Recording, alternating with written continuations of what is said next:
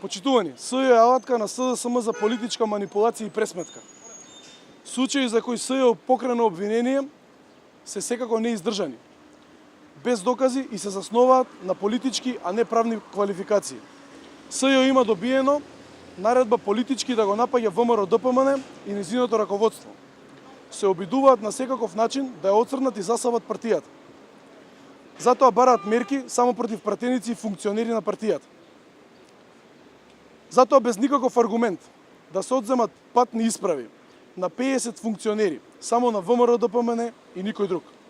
СЈО и Заев се плашат дека вистината за тоа што го прават ќе излезе надвор од Македонија и ќе ја дознаат многу пријатели на Македонија. Нема ниедно друго образложение за ова што го прави СЈО, освен политички обид за изолација и оцрнување. Тоа беше и основата на конструкцијата за сите случаи кои ги покренаа. Еден од тие случаеви за кои се крена голема фама од СДС, а кој СЈО го употребуваат за политичка борба, е случајот Тенк. Имено водеа политичка хајка за набавка на блендираниот автомобил, а сега владата на СДС продолжува да го користи.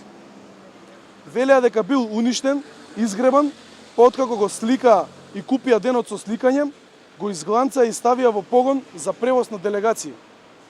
Самиот случај е правен преседан. Фактите се следни. За набавка на автомобилот спроведен е тендер.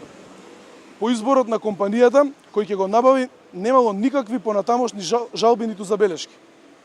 Автомобилот е набавен поради тоа што постојниот беше 2 децении стар, амортизиран и со помината безбедносна ефикасност. Македонија сега има барем едно репрезентативно возило. Токму СЈО направи политички случај кој е извор на манипулација и дезинформација за имот кој останува наследство на Република Македонија. Ова е уште еден еклатантен пример како се докажува пристрасноста и политичката хајка која води СЈО.